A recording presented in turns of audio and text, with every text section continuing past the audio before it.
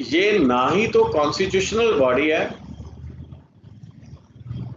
It is not a constitutional body nor a statutory body. हालांकि Sarkaria commission ने recommend किया था कि under article 263 it should be made a constitutional body, इसको constitutional body बना देना चाहिए, ये सरकारिया कमीशन की रिकमेंडेशन थी।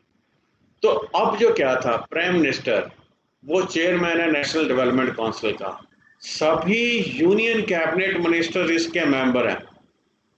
1967 के बाद जितने यूनियन कैबिनेट मिनिस्टर्स थे वो इसके मेंबर हैं। Chief ministers of all states, सभी स्टेट्स के जो चीफ मिनिस्टर थे वो इसके मेंबर हैं।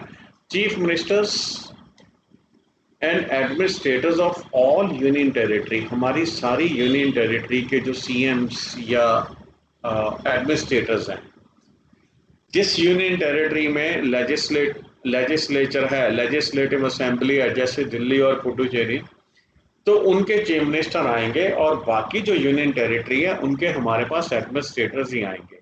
And members of planning commission, जो प्लानिंग कमीशन के जो मेंबर हैं वो, तो secretary of planning commission acts as a secretary of national development council. तो प्लानिंग कमीशन को आजकल आप नीति आयोग से रिप्लेस कर दीजिए, and he was mister Pillai. तो नेशनल डेवलपमेंट काउंसिल जो है is also provided with administrative and other assistance for the work of planning commission. Minister of states with independent charge में आल्सो बी इंक्लूडेड। तो इसमें अगर जरूरत पड़ती है तो मिनिस्टर ऑफ स्टेट्स को भी बुलाया जा सकता है। कई बार ऐसे होता है कि डिपार्टमेंट बड़ा होता है, मिनिस्ट्री बड़ी होती है और उसके 3-4 डिपार्टमेंट्स होते हैं, तो मिनिस्टर ऑफ स्टेट्स को एक पर्टिकुलर डिपार्टमेंट दिया हुआ है, और अगर नेशनल डेवलपमेंट काउंसिल में कोई ऐसा मैटर डिस्कस करना है जो जिस मैटर के corresponding department minister of state के पास हो, तो वो कैबिनेट मिनिस्टर रिकमेंड कर सकता है प्राइम मिनिस्टर को कि ये डिपार्टमेंट को ये बंदा देखता है, and it will be beneficial to call him in the meeting. National development council was established for the following objectives. पहला ऑब्जेक्टिव इसका क्या था? कोऑपरेशन को सिक्योर करना। तो उसके बाद जो नेशनल प्लान बनी है, तो नेशनल प्लान को इंप्लीमेंट करने के लिए हमें मोबिलाइज करना पड़ेगा रिसोर्सेस को। रिसोर्सेस कौन कौन से हो गए? Financial resources, human resources, technical resources, ये सभी रिसोर्सेस को मोबिलाइज करना पड़ेगा। फर्स्ट कोऑपरेशन, उसके बाद national development council 5 year plan को अप्रूव कर दिया। तो 5 ईयर प्लान की कामयाबी के लिए हमें क्या करना है? Human resources, technical resources, financial resources और any other kind of resources को मोबिलाइज भी करना है और स्ट्रेंथन भी करना है। किस पर्पस के लिए? ताकि जो हमारी 5 ईयर प्लान है इसको हम अच्छी तरह से एग्जीक्यूट कर सकें। और इसके बाद to promote common economic policies.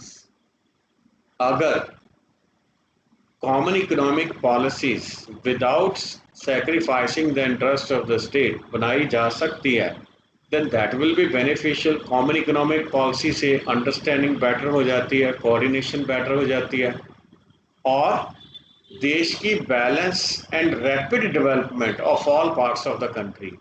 जैसे जब 1965 से लेके 1962 से लेके 1975 तक Punjab has developed at a very fast pace.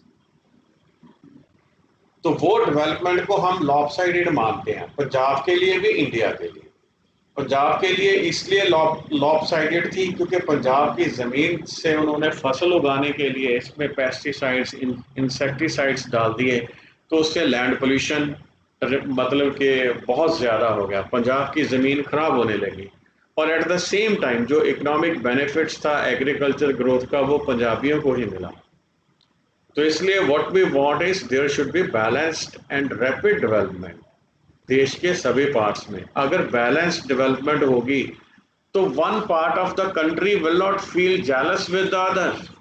जैसे पंजाबीज की डेवलपमेंट बहुत ज्यादा होगी तो उन्होंने इंडिया को थैंक तो क्या करना था, एक ऐसी मूवमेंट स्टार्ट होगी कि we are superior, fastest movement start कर दी गई, रिलीजन बेस्ड फास्टेस्ट मूवमेंट, कि हम हिंदुस्तान में हैं तब हम इस स्पेस के ऊपर ग्रो हुए हैं। अगर हम आज़ाद होते तो इससे भी बहुत तरक्की करते। वो ये बात भूल गए कि आपकी पैदा की हुई कणक को और आपके पैदा की हुई जो पैडी एंड वीट है, इसको एक बाउंडेड बायर मिला हुआ है। जब आप किसी चीज को प्रोड्यूस करते हो तो सबसे बड़ी दिक्कत ये होती है कि उसको मार्केट में बेचना होता है, और बेचने के बाद आपकी जेब में पैसा आता है, तब आपको पैसा बनता है।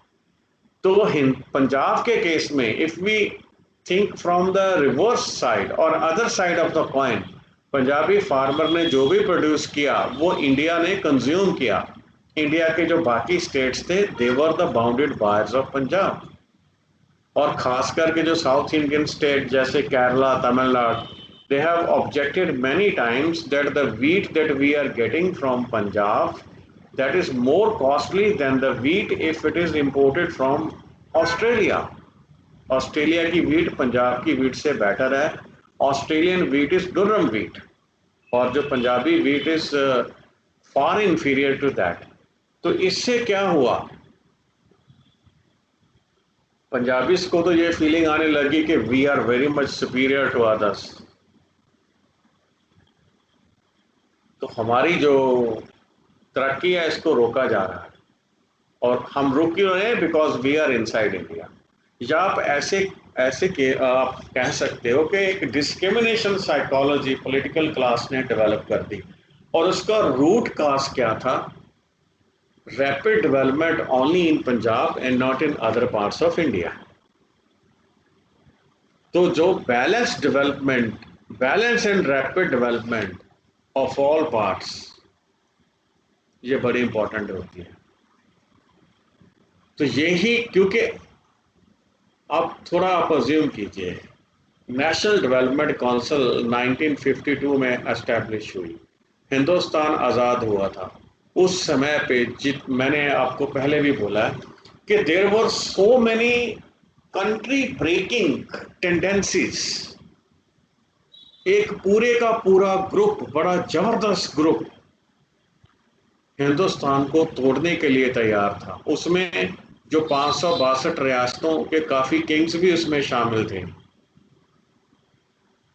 और उसके बाद वो किंग्स के जो उनके आस पड़ोस वाले जो साथी थे जो उनसे बेनिफिट्स ड्रॉ करते थे वो भी। There was a very powerful group which was not satisfied with the new system, as they were driving undue benefits from the previous system. वो ग्रुप पावरफुल भी था क्योंकि राजाओं के पास जायदाद थी। अब तक राजाओं के पास इतनी जायदाद है, जैसे महाराजा फरीदकोट की डॉटर है, she has inherited property worth 20,000 crore, 20,000 crore की जायदाद उसके पास है। तो आप मानिए कि वो 2-3 मतलब के हिस्सों में बटी है, तो आज के हिसाब से महाराजा फरीदकोट की 1 लाख करोड़ की प्रॉपर्टी है।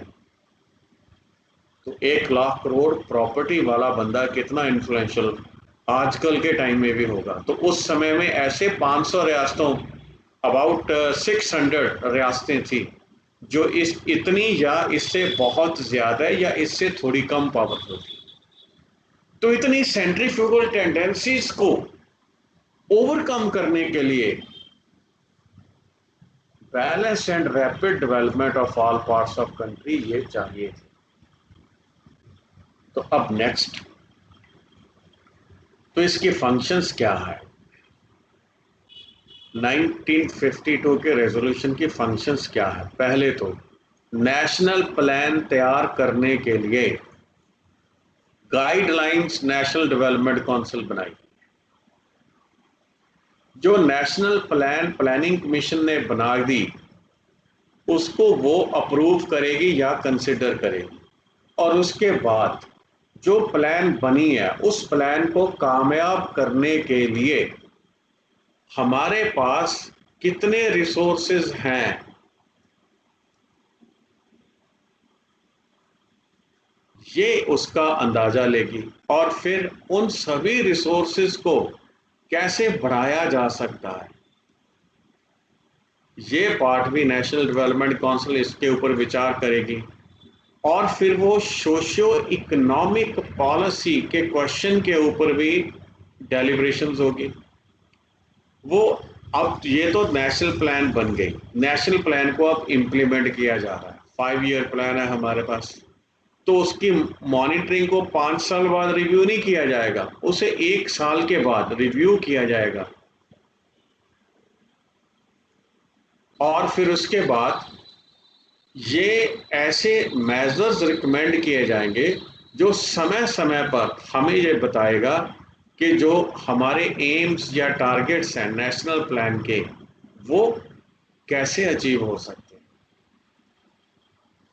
तो जो हमारे पास 5 ईयर प्लान का एक ड्राफ्ट बनता है, वो पहले प्लानिंग कमीशन यूनियन कैबिनेट को सबमिट करती है, उसके बाद वो अप्रूव होता है नेशनल डेवलपमेंट काउंसिल से। और जब नेशनल डेवलपमेंट काउंसिल से अप्रूव होता है तो ये पार्लियामेंट में पेश की जाती है plan.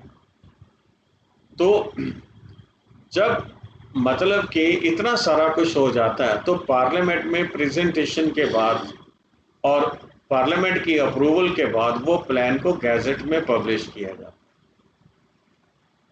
NDC national development council है, ये एक बड़ी पावरफुल बॉडी है। पार्लियामेंट के नीचे सबसे powerful body national development council है, जो पॉलिसी को अप्रूव करती है और उसमें एडवाइस करती है पॉलिसी में। और ये साल में कम से कम 2 बार मिलती है। तो नेशनल डेवलपमेंट काउंसिल जो है, तो ये एक लिंक है सेंट्रल गवर्नमेंट और स्टेट गवर्नमेंट और प्लानिंग कमीशन के विचकार। ये तीनों बैठ के वहां पे सभी मैटर्स को डिस्कस करते हैं। तो लेकिन कुछ आदमियों का ये मानना है, क्योंकि कैबिनेट ने पहले नेशनल प्लान अप्रूव की होती है, अगर सिंगल पार्टी मेजॉरिटी है तो मतलब कि जो है नेशनल डेवलपमेंट जो प्लान है ये एनडीसी को अप्रूव करनी पड़ेगी। उस केस में NDC acts as a rubber stamp. लेकिन जैसे 1990 के बाद इवन राजीव गांधी एरा में Congress was not having majority इन राज्यसभा, तो नेशनल डेवलपमेंट काउंसिल ने रिकमेंड किया कि आप हमें टारगेट न दो, ब्रॉड इंडिकेटर्स दो। तो प्लानिंग हमारी इंडिकेटिव हो गई सारी। तो उस 1990 के बाद सिंगल पार्टी मेजॉरिटी नहीं थी, तो उसमें क्या था, नेशनल डेवलपमेंट काउंसिल थी, ये प्लानिंग प्रोसेस को इन्फ्लुएंस करती थी और स्टेट्स की सुनी जाती थी। नेहरूविन एरा में या इंदिरा गांधी जी 1980 से पहले या 1975 से पहले सिंगल पार्टी मेजॉरिटी होने के कारण national develop NDC was acting as a rubber stamp. लेकिन 1990 के बाद वो सुपर कैबिनेट की तरह बिहेव करना शुरू होकर गए, मतलब कि उसके that has started influencing the policy making. तो अब ये कुछ अलग अलग पर्सनैलिटीज के कमेंट्स हैं that I want go through. और एक बड़ा छोटा सा टॉपिक है हमारे पास, वो भी मैं कर दूं। That is national development council article 280 के अंडर जो है एनडीसी फॉर्म होती है। This is article 208, sorry finance commission article 280 280 article के अंडर इसे बनाया जाता है। This is article 280। तो कॉन्स्टिट्यूशन ऑफ इंडिया जो है, finance commission, it's a constitutional body. Note कीजिए, एक ये सिविल सर्विसेज में क्वेश्चन आ चुका है कि फाइनेंस कमीशन जो है ये कॉन्स्टिट्यूशनल बॉडी है, लेकिन इसके पास सेंटर और स्टेट में फंड डिस्ट्रीब्यूशन की इतनी पावर नहीं है जितनी एक पॉलिटिकल बॉडी प्लानिंग कमीशन के पास है।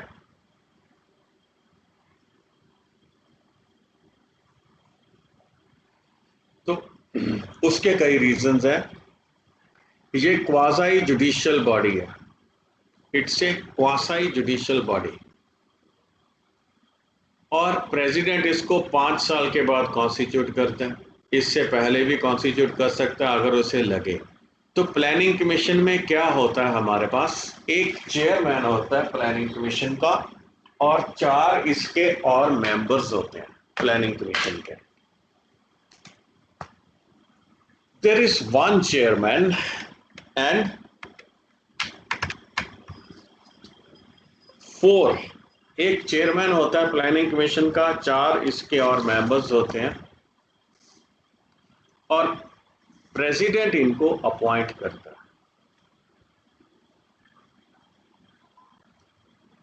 तो there are 4 members and 1 chairman. इनको अपॉइंट कौन करता है? प्रेसिडेंट साहब इनको अपॉइंट करते हैं। और ये ऑफिस जो है प्रेसिडेंट ने अपने ऑर्डर में लिखा हुआ होता है कि कितने समय के लिए अपना ऑफिस होल्ड करेंगे और they are eligible for reappointment. इनको दोबारा रीअपॉइंट किया जा सकता है जो फाइनेंस कमीशन का मेंबर है। तो जो कॉन्स्टिट्यूशन है ये पार्लियामेंट को ऑथोराइज करती है कि आप प्लानिंग, जो हमारा फाइनेंस कमीशन है, इनके मेंबर्स की क्वालिफिकेशन आप ले डाउन कीजिए। तो पार्लियामेंट ने 1951 में 1951 में पार्लियामेंट ने एक फाइनेंस कमीशन एक्ट बनाया। उसमें चेयरमैन और उसके मेंबर्स की जो क्वालिफिकेशंस उन्होंने फिक्स की और चेयरमैन जो है उसको पब्लिक अफेयर्स का एक्सपीरियंस चाहिए। जो 4 मेंबर हैं उनकी क्वालिफिकेशंस क्या हैं? लेट अस सी दोस क्वालिफिकेशंस। उनमें से जो फर्स्ट क्वालिफिकेशन है उसके पास वो सभी क्वालिफिकेशंस होनी चाहिए जो एक हाई कोर्ट के जज के पास होती है। तो ए जज ऑफ हाई कोर्ट और 1 qualified for the post of जज ऑफ हाई कोर्ट, या जो ऐसा इंसान जो कि हाई कोर्ट के जज, या तो हाई कोर्ट का जज, अगर नहीं है कोई ऐसा इंसान जो हाई कोर्ट का जज बनने की सभी क्वालिफिकेशंस पूरी करता हो। ए person who has special knowledge of finance and accounts, कोई ऐसा बंदा जिसको फाइनेंस और अकाउंट्स की स्पेशल नॉलेज हो, क्योंकि आपने किस फॉर्म में अकाउंट्स मेंटेन करने हैं ये फाइनेंस कमीशन भी रिकमेंड करने की इसके पास पावर होती है। ए person who has wide experience in financial matters in administration, पहली बात तो फाइनेंस और अकाउंट्स का एक्सपीरियंस या इसकी स्पेशल नॉलेज, या उसको फाइनेंशियल मैटर्स, उसने एडमिनिस्ट्रेशन में फाइनेंशियल मैटर्स को डील किया है। This can be the reason. A person who has special knowledge of economics, जिसको इकोनॉमिक्स की स्पेशल नॉलेज है, वो भी इसके ऊपर अपॉइंट किया जा सकता है। Finance commission is required to make recommendation to the president of India, article 280। तो अब ये प्रेसिडेंट ऑफ इंडिया को रिकमेंडेशन करता है टैक्सेस की डिस्ट्रीब्यूशन की। जो सेंटर और स्टेट में जो हमारे पास, मैं आपको सिंपली बताता हूं, then word by word we will go, क्योंकि ये बड़ा इंपॉर्टेंट इशू है। पहले तो सेंटर और स्टेट्स में जो टैक्सेस की डिस्ट्रीब्यूशन होनी है वो कैसे होनी चाहिए और स्टेट्स का शेयर क्या होना चाहिए। उसके बाद जो सेंटर ने स्टेट्स को ग्रांट्स इन एड देनी है out of consolidated fund of India, वो ग्रांट्स देने के प्रिंसिपल्स क्या होने चाहिए, उसके क्राइटेरिया क्या होना चाहिए, ये। और तीसरा पॉइंट, जो हमारे पास स्टेट का जो कंसोलिडेटेड फंड है इसको कैसे बढ़ाया जाए ताकि जो स्टेट है ये पंचायती राज इंस्टीट्यूशंस, पंचायत को और म्यूनिसिपैलिटीज को ज्यादा से ज्यादा रिसोर्सेज ट्रांसफर कर सके। और ये अब देखिए इसका बेस क्या होगा, इसका बेस होगा जो अलग अलग स्टेट फाइनेंस कमीशंस हैं उन्होंने रिकमेंडेशन जो स्टेट गवर्नमेंट को दी हैं, वो सारी रिपोर्ट्स को स्टडी करने के बाद सेंट्रल फाइनेंस कमीशन ये फैसला लेगा कि क्या हम कोई ऐसी रिकमेंडेशंस कर सकते हैं जिससे स्टेट का कंसोलिडेटेड फंड बढ़ जाए और स्टेट जो अब ज़्यादा से ज़्यादा रिसोर्सेज जो है वो पंचायत और म्यूनिसिपैलिटीज़ को ट्रांसफ़र कर सके। और ये हमने अभी लोकल बॉडीज़ किया था। तो 73rd और 74th कॉन्स्टिट्यूशनल अमेंडमेंट एक्ट 1992 जब आया, उसके बाद ये .3 ऐड हुआ इसमें। Fourth, any other matter refer to it by president in the interest of sound finances. ये तीनों मैटर्स के बिना राष्ट्रपति साहब कोई और मामला भी फाइनेंस कमीशन को दे सकते हैं कि भाई आप इसके ऊपर रिकमेंडेशंस करो। दोबारा फिर से सुनो, टैक्सेस की सेंटर और स्टेट्स में डिस्ट्रीब्यूशन कैसे हो। पहली बात ये, centre on the one part, state on the others. जैसे मानिए कि 100 रुपए का टैक्स है, हमने बोल दिया कि 30 रुपए सेंटर लेगा, 60 रुपए स्टेट्स को जाएंगे, तो ये तो सेंटर और स्टेट्स का हो गया। अब वो जो 60 रुपए स्टेट्स में है वो सभी स्टेट्स में कैसे बांटे जाएंगे, फिर से समझिए। टैक्सेस की distribution between centre on the one part and state on the other. जैसे मान लीजिए 100 रुपीज टैक्सेस से कलेक्ट हुआ, 100 रुपीज में से हमने रिकमेंड कर, फाइनेंस कमीशन ने रिकमेंड कर दिया 30 rupees will go to the centre government, 60 rupees will go to the state government. तो अब वो 60 रुपीज हमारे 25 हमारे स्टेट्स में कैसे डिस्ट्रीब्यूट किए जाएंगे कि उसके प्रिंसिपल चाहिए। आप रैंडमली नहीं कर सकते, नहीं तो सभी स्टेट्स बोलेंगे कि मुझे कम दिया, दूसरे को ज्यादा दिया। जैसे फाइनेंस कमीशन ने बिहार को ज्यादा पैसा रिकमेंड कर दिया, तो पंजाब के जो फाइनेंस मिनिस्टर से उस समय में मनप्रीत सिंह बादल, उन्होंने बोला कि we are punished for removing poverty. अगर हम भी गरीब होते तो हमें भी ज्यादा पैसा मिलता, क्योंकि हमने पंजाब में से पॉवर्टी मतलब कि रिमूव कर दिया है, तो इसलिए हमारा जो इंटरेस्ट मारा जा रहा है। और जो अब फाइनेंस मिनिस्टर बिहार का होगा वो बोलेगा भाई गरीबों को तो पैसा देना ही है, अगर गरीबों को नहीं दोगे तो जो पंजाब जैसे स्टेट्स ऑलरेडी रिच स्टेट्स हैं उनको पैसा दोगे तो उससे भाई क्या फ़ायदा होगा, बिहार तो और गरीब हो जाएगा। तो ऐसे इश्यूज को ओवरकम करने के लिए स्टेट्स में पैसा बांटने के क्या प्रिंसिपल्स होंगे, टैक्सेस का पैसा बांटने के, हम टैक्सेस की बात कर रहे हैं अब। तो ये first, how distribution should be done between centre on one part and all the states on the other, and how the money given allocated for all the states should be distributed within the states। तो ये important issue हो गया। उसके बाद ये तो था जो टैक्स आया और जो बांटा गया टैक्स। अब उसके बाद इंडिया के कंसोलिडेटेड फंड से ग्रांट्स इन एड स्टेट्स को दी जानी है, और उसके प्रिंसिपल्स क्या होंगे भाई, वो भी एक बड़ा इंपॉर्टेंट क्वेश्चन है। और वो प्रिंसिपल्स को रिकमेंड करेगा फाइनेंस कमीशन। फाइनेंस कमीशन जैसे एक पॉपुलेशन क्राइटेरिया है, पॉवर्टी क्राइटेरिया है, एक परफॉर्मेंस क्राइटेरिया है। अगर आप 10% money on the basis of poverty देते हो तो पंजाब जैसा स्टेट या और 2-3 वेल टू डू स्टेट्स हैं वो बोलते हैं कि हमारे साथ धक्का हो गया, तो उनको सेटिस्फाई करने के लिए परफॉर्मेंस ओरिएंटेड फॉर एग्जांपल 3% दे दिया। तो इस तरह से हम प्रिंसिपल्स जो है वो ले डाउन करता है फाइनेंस कमीशन के, जो कंसोलिडेटेड फंड ऑफ इंडिया से पैसा दिया जाना है, ग्रांट्स इन एड, पैसा नहीं, grants in aid word use कीजिए, जो ग्रांट दी जानी है कंसोलिडेटेड फंड ऑफ इंडिया से, उससे कैसे डिस्ट्रीब्यूशन की जाए।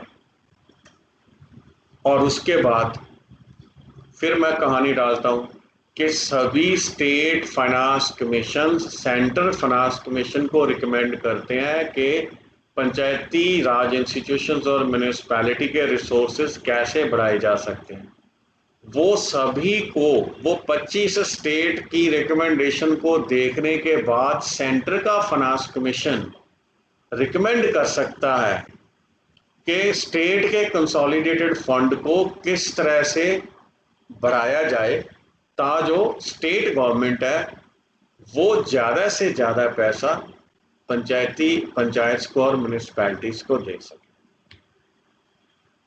तो अब इसके बाद इसके बिना एक और इशू है, जो हमारे पास कुछ स्टेट्स हैं जैसे असम, बिहार, उड़ीसा और वेस्ट बंगाल, तो ये जो जूट है, अब तो जूट के बैग्स द्वारा इन्वोग हो गए हैं, तो उनके ऊपर जो एक्सपोर्ट ड्यूटी है, जूट बैग के ऊपर एक्सपोर्ट ड्यूटी लगती है, उससे जो पैसा आता है वो इन स्टेट्स में कैसे बांटा जाए, इसके ऊपर भी रिकमेंडेशंस करता है। प्रेसिडेंट को रिपोर्ट सबमिट करता है और प्रेसिडेंट जो है वो सारी रिपोर्ट को पार्लियामेंट के आगे रखता है विद एक्सप्लेनेटरी मेमोरेंडा, एक्सप्लेन करते हुए एक एक चीज को, एक एक टर्म को एक्सप्लेन किया जाता है और फिर उसके ऊपर एक्शन क्या लिया गया विद एक्शन टेकन रिपोर्ट, ये सबमिट किया जाता है under article 281। Article 281 finance commission की रिपोर्ट को डील करता है, आर्टिकल 280 इसकी कॉन्स्टिट्यूशन को डील करता है। फाइनेंस कमीशन का एक एडवाइजरी रोल है और ये सरकार के ऊपर इनकी रिकमेंडेशंस बाइंडिंग नहीं होती, लेकिन आज तक यूनियन गवर्नमेंट ने फाइनेंस कमीशन की रिकमेंडेशन कभी रिजेक्ट भी नहीं की। और जो डॉक्टर पीवी राजा मन्नार, ये चौथे फाइनेंस कमीशन के चेयरमैन थे, इन्होंने बोला है कि finance commission is a constitutional body expected to be quasi judicial. तो इसकी रिकमेंडेशन जो है ये स्टेट जो गवर्नमेंट ऑफ इंडिया रिजेक्ट नहीं कर सकती unless there is a very compelling reason. अगर कोई बड़ा स्ट्रांग रीजन हो उस केस में ही ये इसको ओवरलुक कर सकती है। तो प्लानिंग कमीशन का इम्पैक्ट, तो डॉक्टर पीवी राजा मन्नार ने बोला वही जो मैंने आपको पहले बात की थी कि फाइनेंस कमीशन और प्लानिंग कमीशन की जो ड्यूटीज है, फंक्शंस हैं, ये ओवरलैपिंग है। तो प्लानिंग कमीशन आपने सेटअप कर लिया और उससे फाइनेंस कमीशन का स्कोप आपने रिस्ट्रिक्ट कर दिया और कॉन्स्टिट्यूशन में कोई अमेंडमेंट भी नहीं की। तो कॉन्स्टिट्यूशन में ये कहीं नहीं लिखा कि फाइनेंस कमीशन रेवेन्यू गैप को फिल अप करने के लिए ही रिकमेंडेशन करेगा। इंडिया की कॉन्स्टिट्यूशन में यह कहीं भी नहीं लिखा कि finance commission will recommend to just fill up the revenue gap of the states. तो इनका, डॉक्टर राजा मन्नार का कहना यह था कि जो डेवलपमेंटल फंड्स हैं ये भी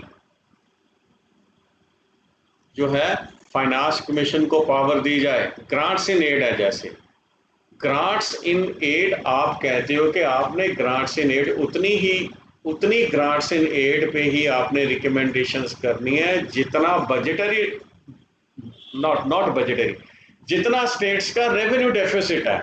और अब मैं आपको यह बात समझाता हूं। मान लीजिए एक 25 स्टेटों का रेवेन्यू डेफिसिट 100 रुपया है और स्टेट गवर्नमेंट की इनकम 1000 रुपया है। तो अब वो 100 रुपया स्टेट्स को कैसे पास किया जाए इसके ऊपर ही रिकमेंड करेगा फाइनेंस कमीशन। ये आजकल चल रहा है। जो बाकी का 900 रुपया स्टेट्स को देना है वो तो प्लानिंग कमीशन देता है। तो ये हमने एक कन्वेंशन सेटअप कर ली, लेकिन कॉन्स्टिट्यूशन में ऐसी कन्वेंशन के बारे में कहीं कुछ नहीं लिखा गया। कोई ऐसी लीगल पोजीशन या प्रोविजन कॉन्स्टिट्यूशन में नहीं है जो फाइनेंस कमीशन को स्टेट की कैपिटल और रेवेन्यू रिक्वायरमेंट के अनुसार उसको पैसा बांटने के लिए रिकमेंडेशन करने से रोकती हो। तो ये फाइनेंस कमीशन की एक बड़ी मतलब के उनकी एक ट्रेजेडी रही है। लिस्ट ऑफ फाइनेंस कमीशंस जो हम कुछ ये अपडेट करने वाली है। फर्स्ट फाइनेंस कमीशन केसी नियोगी थे। संथानम मैंने आपको पढ़ाया था। संथानम 2 कमेटियों के चेयरमैन थे पंचायती राज इंस्टीट्यूशन में। वो कौन कौन सी कमेटी थी, जल्दी बता दो मुझे।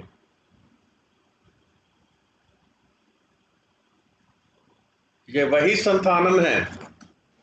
Sir elections and finance commission. बिल्कुल बिल्कुल, इलेक्शन एंड फाइनेंसेस।